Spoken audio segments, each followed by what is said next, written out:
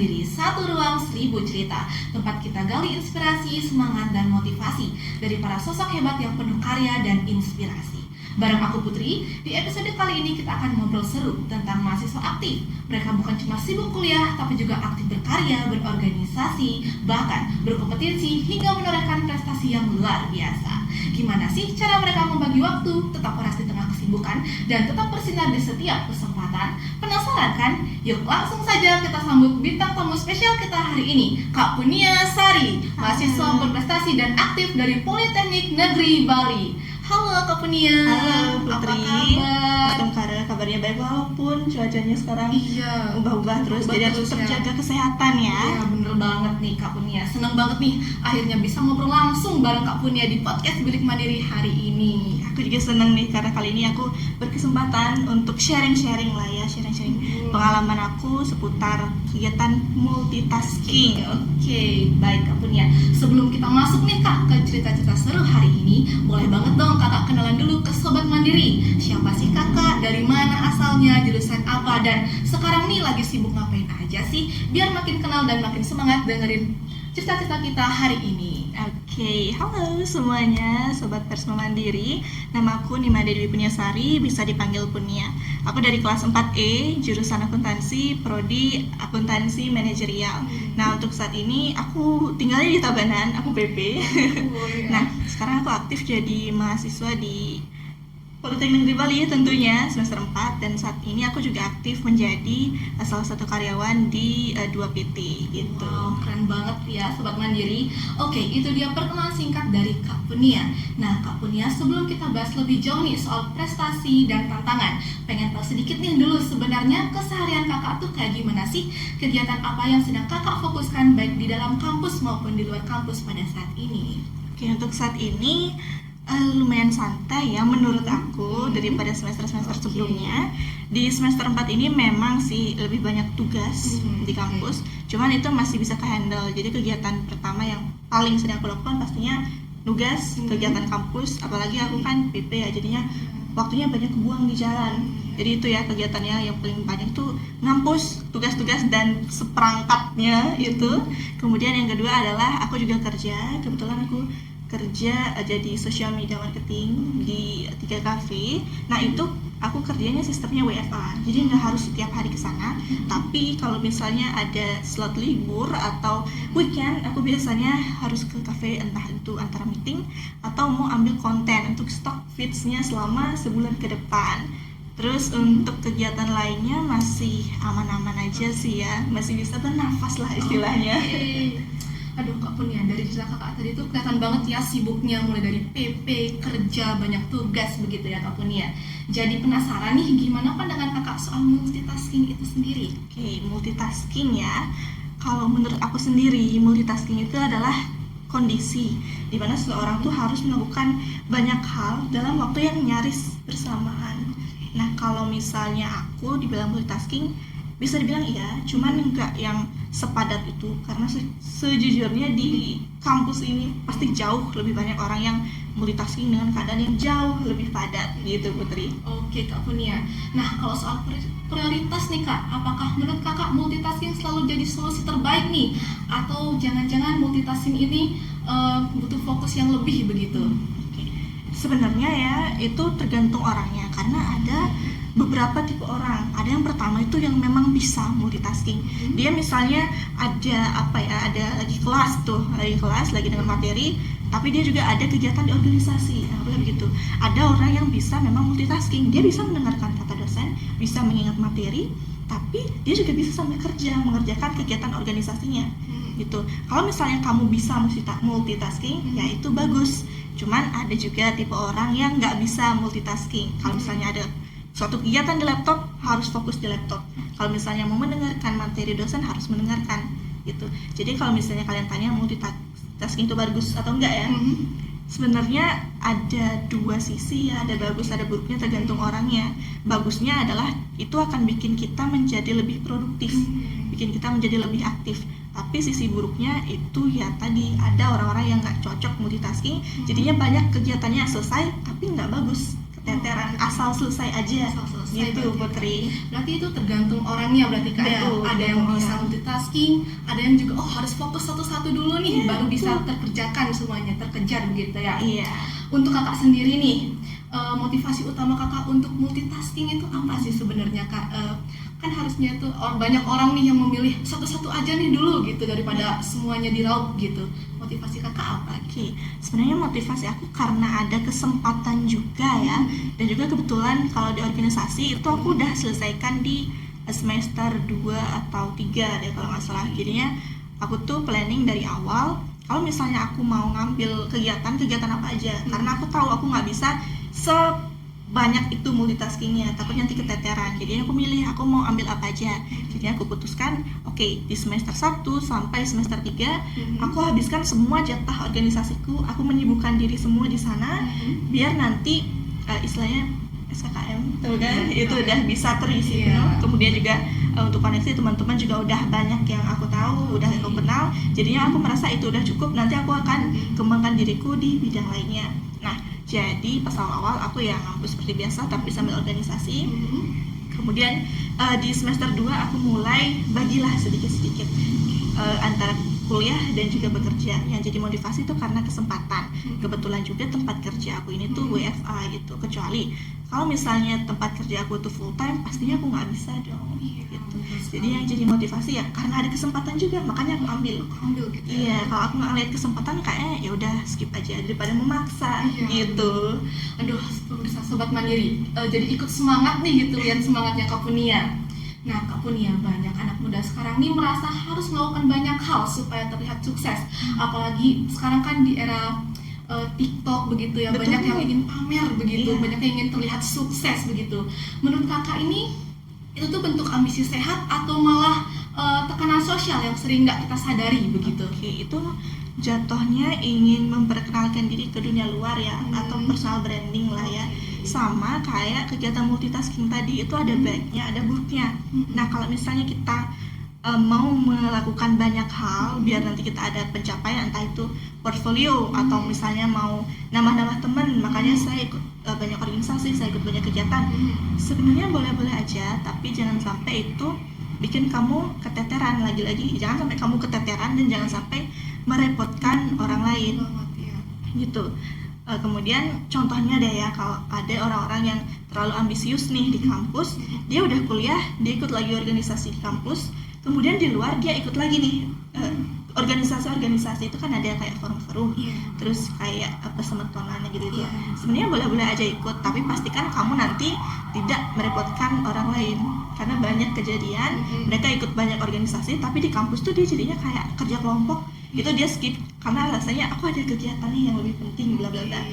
Itu memang sih bisa membuat mereka menambah portfolio, tapi kan kasihan temen dong gitu. Jadi itu udah lebih ke moral sih ya, jadi kayak kasihan temen kamu, jadinya kamu istilahnya aja tahu diri gitu. Cuman nggak yang dalam konteks kasar ya, tapi ukur kemampuan kamu. Kemudian kalau misalnya kamu bisa, sebenarnya personal branding itu penting ya, itu biar kamu nanti bisa mendapatkan peluang kerja atau peluang pertemanan atau masuk ke apa ya istilahnya sistem masyarakat yang lebih baik gitu. Kalau misalnya contoh deh, kamu bisa menggambar gitu, kamu seringlah kamu bikin satu akun untuk khusus personal branding, kamu gambar-gambar, kamu kasih hashtag. Nanti suatu ketika kalau ada orang yang perlu jasa gambar, pasti yang mereka ketik di sosial media itu adalah jasa gambar bla bla bla, jasa gambar Bali misalnya kayak gitu.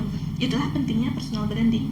Kalau misalnya kamu jago gambar tapi kamu cuma keep it silence gitu untuk diri kamu sendiri, orang-orang nggak akan tahu passion kamu gitu. Tuh ya, jadi personal branding itu penting, cuman kamu harus hati-hati juga, jangan sampai itu merepotkan diri kamu dan merepotkan diri orang lain gitu. Kalau kerasa udah capek, udah cukup aja, jangan dipaksa. Iya Putri. Berarti kalau merasa terlalu banyak kegiatan tuh jangan dipaksa gitu, jangan Betul. sampai mengesampingkan akademik begitu Kak ya, demi personal branding begitu. Walaupun sebenarnya personal branding itu penting banget ya Kak di zaman sekarang itu. Nah, dari Kakak nih Kak, pernah nggak ngerasa kalau banyak kegiatan tuh justru bikin menjauh nih dari hal-hal yang pribadi begitu, misalnya keluarga atau apa begitu? Terus gimana tuh Kak komunikasinya? Karena banyak kegiatan jadinya merasa jauh dari keluarga dan kerabat yang lebih dekat dari kita sebelumnya ya. Benar. Itu biasanya terjadi sama yang merantau biasanya, yang merantau terus dia ikut kegiatan kampus. Karena sebenarnya menurut aku itu bagus-bagus aja sih. Mereka merantau jadinya nanti setelah kampus mereka tuh nggak diem di kos gitu loh, jadi ada kegiatan organisasi. Menurut aku itu bagus, cuman minusnya kan kadang weekend tuh mereka tetap di kampus karena ada kegiatan ya. Itu. Nah, kalau untuk itu ya sebenarnya hubungan antara orang tua tuh memang bisa merenggang kalau kalian jarang pulang ke rumah. Apalagi kalian jarang membalas pesan-pesan mereka gitu, karena kalian harus kembali lagi ukur kemampuan atau istilahnya tahu diri. Karena kalian itu berjarak sama keluarga, jadi usahakan kamu tidak berjarak di media sosial. Jadi minimal kalau misalnya kamu weekend nih, kamu ada ke kampus, kamu bilang aja sama orang tua, hari ini Pak Bu, hari ini aku nggak bisa nih pulang kampung, aku ada di kampus, di organisasi aku nih ada kegiatan ini. Nanti kalau aku udah free, udah nggak sibuk, aku telepon ya. Nanti kalian telepon lah orang tua, kalian tanya kabar, tanya apapun di rumah. Karena sejujurnya ya orang tua tuh walaupun kelihatannya dingin sama kalian, nyatanya tuh mereka kayak pengen tahu gitu loh, anak saya lagi ngapain di sana. Walaupun dan kadang yang bikin mereka sedih tuh ketika kalian nggak komunikasi sama sekali, sampai mereka yang harus tanya lagi di mana nih kayak lagi di mana. Itu kan apa ya, memang sih kalau kata orang tua ya kita nggak akan merasakan kecuali kalau kita nanti jadi orang tua. Jadi kalau misalnya urusan koneksi itu sebisa mungkin tetap kabarin, sama kayak kalian ngabarin pasangan atau teman kalian yang di kampus. Kalau misalnya nggak bisa telepon ya udah chat aja, bilang Bu saya ada di kampus, saya ada di mana, misalnya ada kegiatan ini ya gitu. Udah makan Pak Bu, itu aja udah bisa kok tetap menjalin hubungan kalian gitu, walaupun masih secara online karena keadaan nggak memungkinkan juga ya gitu Putri. Oke, ingat ya Sobat Mandiri, berkabar itu penting, apalagi orang tua ya Kak ya. Betul. Karena mereka yang paling mengkhawatirkan kita, begitu ya Kak ya. Betul Putri. Oke, kita lanjut ya Kak ya. Oke. Nah, pasti dalam perjalanan nggak selalu mulus nih Kak. Pernah nggak mengalami momen dimana Kakak tuh sangat sibuk gitu ya, tapi hasilnya kok nggak sesuai ekspektasi Kakak begitu? Ada yang kurang mungkin? Gimana ya? Kalau misalnya kita melakukan banyak hal, sorry ini suara kumoil. Kalau misalnya kita melakukan banyak hal, terus kita merasa ini kok nggak ada hasilnya ya, bisa jadi kalian tuh masih proses membentuk gitu, sama kayak kalian mau membangun rumah. Kalau misalnya kalian masih bikin pondasi, masih nyusun batako, masih ngasih semen, terus kalian berpikir ini saya udah capek-capek kok rumahnya belum jadi, tolong kalian tuh harus tahu kalau itu masih proses awal banget. Nanti kalau misalnya udah jadi, kalian bakal melihat kayak oh ini loh hasil proses saya selama ini. Jadi kalau misalnya kalian merasa kalian melakukan banyak hal, kalian udah capek, tapi kalian merasa kok saya masih gini-gini aja, bisa jadi itu masih tahap proses gitu. Jadi kalian nggak boleh nyerah gitu, ngerti nggak? Jadi kayak kita harus tetap aja udah progres semampunya kita ya, pastinya semaksimalnya kita tetap progres, dan nanti itu nggak kerasa pasti akan udah tahu-tahu udah bisa aja gitu. Kalau misalnya kalian terlalu bertumpu, proses dikit, aduh kok nggak bagus ya, proses dikit, aduh kok masih gini-gini aja, justru itu yang bakal bikin step-stepnya jadi terasa lama banget gitu. Jadi kayak ya udah kamu proses, terus kamu cari teman sebanyak-banyaknya, cari pengalaman sebanyak-banyaknya, dan lambat laun kamu sendiri nggak akan sadar gitu kalau misalnya progres kamu tuh udah tinggi kayak gitu. Jadi kayak kalau kamu ngerasa stuck ya udah tetap lakuin aja, asalkan itu positif ya, itu catatannya, harus tetap lakuin aja. Jangan dikit-dikit tuh langsung merasa udah progres dikit kok masih gini aja, progres dikit kok gini aja, lakuin aja, udah gas aja selama positif kayak gitu. Berarti jalani aja begitu. Betul. Kata orang ya, jangan selalu lihat hasilnya, tapi lihat prosesnya. Begitu Kak ya. Iya. Oke, gimana nih Kak dengan kita kan pasti ada rasa bersalah gitu saat istirahat karena sudah keseringan kita produktif, tapi saat istirahat sekali kok rasanya bersalah gitu, kok kita takutnya nggak dianggap produktif lagi begitu. Itu gimana ya Kak ya? Oke, kalau itu menurut aku udah apa ya istilahnya, udah mental kita yang kena. Bisa jadi karena lingkungan kita ya, mungkin karena Kamu pernah nggak sih ada di lingkungan di mana orang-orangnya tuh benar-benar sangat ambisius? Iya. Itu bikin kita jadinya terpacu ambisius, sehingga ketika kita istirahat sebentar kita merasa kita udah jauh ketinggalan sama orang-orang di sekitar kita. Nah, di sini kalau menurut aku ya sendiri, kamu harus pilih lingkungannya gitu. Kamu bagus sih kalau milih lingkungan yang ambisius, tapi jangan yang terlalu over, karena itu bikin kamu nggak ada istirahat, itu bisa bikin ganggu mental kamu juga. Nggak mau dong, kamu buat apa dong, kamu pintar banyak pengalaman tapi dalam hati mental kamu tuh sebenarnya capek gitu. Jadinya kalau kamu pilih lingkungan yang bisa kamu ajak diskusi, yang bisa diajak ketawa, bisa diajak buat ambis juga bisa gitu, tapi nggak yang benar-benar sehari-hari tuh selalu mengejar sesuatu aja gitu ya. Harus pikirin juga hal-hal di lingkungannya. Jadi menurut aku kalau ada orang-orang yang merasa bersalah saat istirahat ya melakukan kegiatannya, sebenarnya istirahat itu wajar. Coba pikirannya diubah. Istirahat itu wajar, kamu harus tetap istirahat biar kamu nanti setelah istirahat bisa lanjut ke kegiatan lainnya yang jauh lebih baik, yang progresnya jauh lebih baik daripada kamu paksa-paksa terus. Sekalinya capek kamu drop, terus amit-amit misalnya sakit atau gimana, kan nggak mau dong. Jadi yang harus diubah tuh pikiran kamu. Wajar kok kalau misalnya kamu mau istirahat, wajar perlu istirahat gitu. Gitu. Berarti yang harus diubah tuh mindset ya. Iya, Kak, betul mindsetnya ya. Jadi tidak boleh harus ngepush diri aja, tapi kita harus sadar begitu ya. Iya, Kak, ya. betul. Baik, untuk pertanyaan selanjutnya nih Kak, sebagai mahasiswa akuntansi yang aktif di berbagai kegiatan, gimana cara Kakak mengatur waktu nih biar semuanya tuh seimbang gitu? Kadang ada orang tuh yang mau mengatur waktu tapi semuanya berantakan begitu Kak. Iya. Gimana sih schedule-nya begitu, tahapan-tahapannya? Mungkin ini aku ambil contoh di semester sebelumnya kali ya. Kalau misalnya semester sebelumnya itu ada tuh ngampus, habis ngampus kerja, WFA sih, kerja habis itu ada latihan-latihan MC ya kayak gitu ya. Itu sama juga tugas-tugas kampus kan, itu nggak bisa ditinggal. Biasanya aku di kampus ya udah ngampus aja kayak biasa. Nah ini sebenarnya tergantung orangnya ya, gimana cara mereka ngatur. Karena kalau misalnya berani ngambil banyak kegiatan, kamu harus berani satu hal lainnya tuh menjadi agak sedikit dikesampingkan gitu loh, ngerti? Nah kalau aku sendiri ketika ngampus, udah aku ngampus, nanti ketika pulang ngampus itu kan biasanya udah capek banget. Enggak sih, itu kan isi latihan MC dulu ya. Jadi kayak aku ngampus dulu, habis itu selesai ngampus adalah latihan MC yang sampai malam, biasanya jam 6-an lah palingan, terus pulangnya nyampenya jam setengah 8 malam.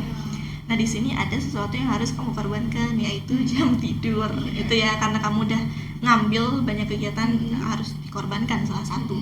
Jadinya nyampe rumah ya mau nggak mau harus dikejar tuh materinya gitu, materi tugas-tugasnya, kemudian juga kerjaan-kerjaannya, mau nggak mau kamu harus begadang.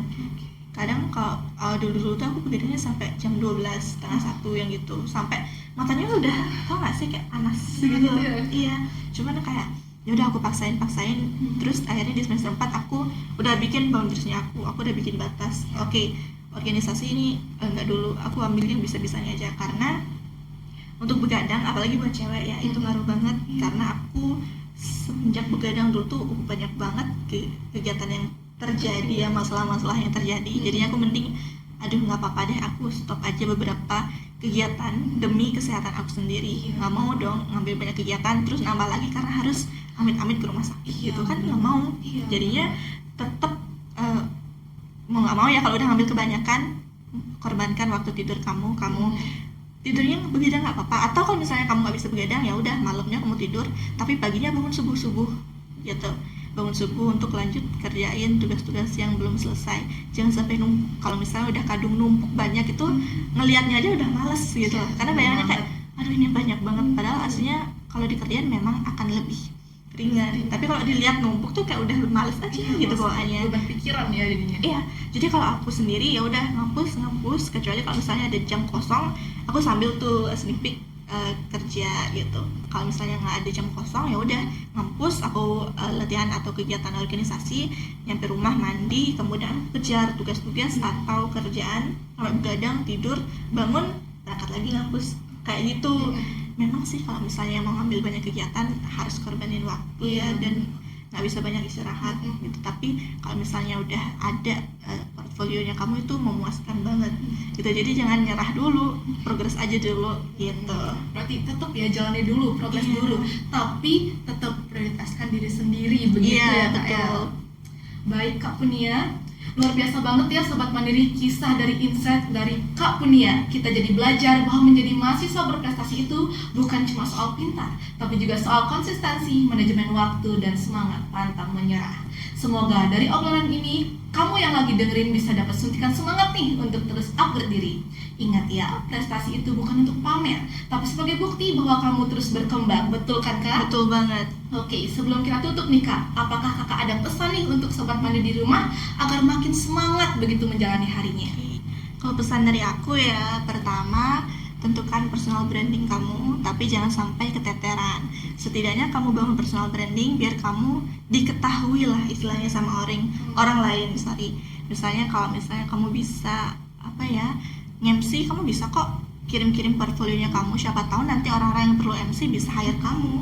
Kayak cutting-cutting kita kan banyak tuh ya MC. Begitu pula dengan skill-skill kamu yang lain. Jadi pertama personal branding, kemudian yang kedua banyak-banyak latihan, yang ketiga ingat istirahat, jangan paksain diri demi pencapaian apapun, dan yang keempat hidup itu bukan kompetisi, jangan berlari-lari, berkejar-kejaran untuk menjadi lebih baik dari orang lain, karena ujung-ujungnya selalu ada yang lebih baik dari kita. Jadi kita fokus aja, setidaknya kita udah membuat perubahan lebih selangkah dari diri kita yang kemarin gitu. Jangan berkompetisi sama orang lain, berkompetisi sama diri kamu yang kemarin aja gitu Putri. Udah. Oke, terima kasih banyak Kak Punia sudah berbagi cerita dan sudah memberikan kesan dan pesan yang sangat menyentuh gitu, memberikan bahwa kita tuh harus ingat boundaries kita begitu, Betul. sadar diri begitu ya kan Kak ya, agar tidak mengorbankan diri sendiri begitu. Betul.